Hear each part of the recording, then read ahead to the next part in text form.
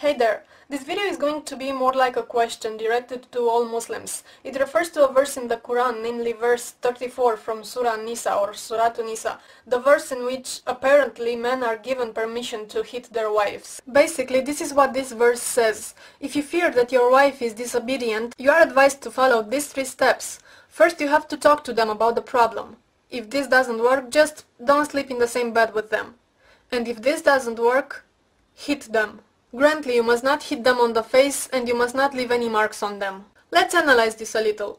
This verse refers to disobedient wives, but what is a disobedient wife? The Arabic word used in the Quran is nushuz, which means she takes a stand against her husband, disobeys him. But what does this actually mean? Well, according to various interpretations from Muslims, this can basically mean anything. From not taking good care of the house, not being a good cook, talking too loud, to not making herself pretty enough for the husband. Now about the hitting part. Before we get any further, I want to clarify that it is not a mistranslation, and the word used in Arabic is wadrubuhna, which means hit them. It is not specified in the Quran with what you should hit them. Some Muslims say that you should hit them with the hand, others say with other things. And some moderate Muslims, who I suspect want to tone down a little the verse, say that you should hit them with a toothstick, or with a feather, or with a paper tissue.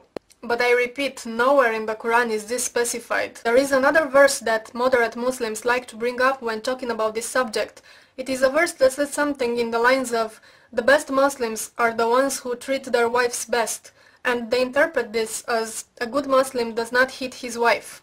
Just allow me to ask you this, for who is that other verse made for? For the bad Muslims? Regarding the interpretation that you must not hit a woman over the face and you must not leave any marks on her, the moderate Muslims say that this verse from Surah to Nisa was actually made to protect the women, for the husband not to beat them badly. But I also heard from other Muslims something else, that they were taught in the seminar that they must not hit a woman over the face or leave any marks on her, because she may not be so pretty after that. They may not like her anymore. I do have to mention that also from Muslims I know that there are ways to physically hurt a woman really bad without leaving any marks. I'm not gonna talk about those methods because I don't wanna give ideas to any psychos. As for hitting the woman with a toothstick or a feather or a tissue, I have to say that I find this utterly ridiculous and hard to believe. I mean, let's imagine the upset husband, you know, his wife being disobedient and all. So first he talks to her, but nothing good comes of it.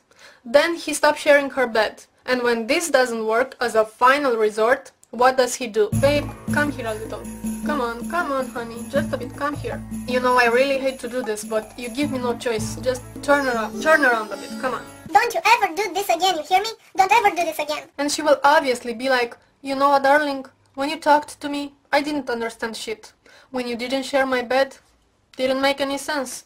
But now that you tapped me with that tissue, everything is crystal clear now. I mean, come on, really. Can you imagine an angry Muslim chasing his woman around the house with a feather in his hand?